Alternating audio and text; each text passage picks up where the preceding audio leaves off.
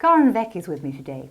She is the owner of a wonderful shop called the French Knot Studio in Havant, not far from where I live. She also has a website called www.simplysequins.co.uk, and what Karen is with me today to do is to show me how to use the embellisher. She's going to embellish, enhance, embroider, bedeck, you name it. This is going to be an amazing way to add all sorts of different embellishment to your work. Karen, this is an embellisher. Now, can you explain a bit about it? Because some people think that on an embellisher you should have thread. There doesn't appear to be any thread at all. There's no thread at all. What you have is a series of barbed needles. Not regular sewing machine needles. No, not sewing machine, because you don't use a thread, you don't need a bobbin. Right. That's what makes it much more fun, because you don't have to think about your thread snapping, your choosing a thread, what sort of bobbin you're going to use, anything at all. And it makes for a very light machine. So this is really light. And basically it's a sort of puncher. Yeah, what it does, it's got 5 needles. Some machines have 7, and I think there's one out now that has 12. Or you could reduce this down to 1 needle to do very fine work. But they're barbed needles, so they're pushing whatever is on top of the felt through, so that it holds. Punches it through it through, and the fibres lock together.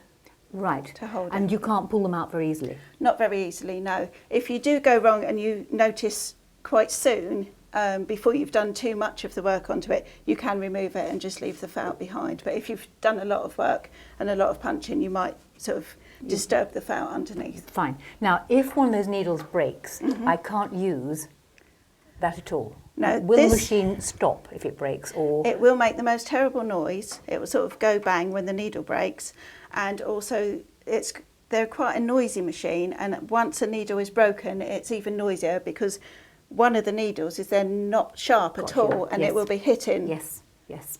But you can buy needles where you can take, you've got one in there now, where you can take the odd needle out. Yeah, and change them one at a time. Which is obviously much better in the long run. Yeah.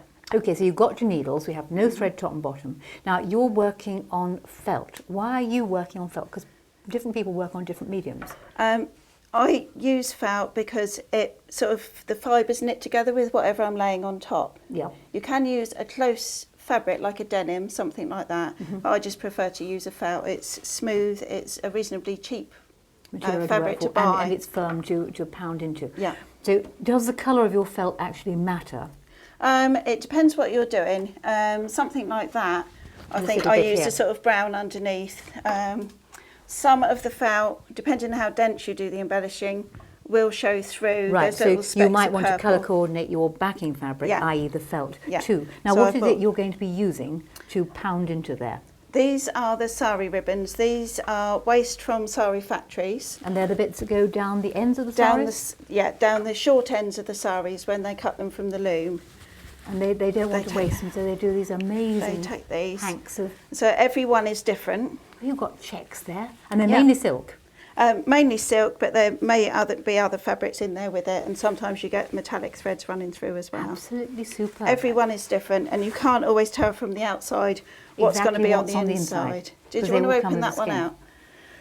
No. Yes. I want to see what's in it. Want to see. Now I'm in a muddle. God, useless. Oh, look. Oh, aren't they wonderful? And they do, you can't tell. You really can't, because I didn't know. Look at that. They're fantastic. Okay, so I take this. Do I need to cut a length off? What I do for this technique is I cut a strip off. If I cut that there. And of course that's where they're knotted together, you just cut the knot off. Yeah, a lot of people just use things like merino wool, Wensleydale, that type of thing, loose fibres on here. I like to use a fabric. And you're going to pound the fabric into the felt using the barbed needles on the embellisher. Yeah, that's it.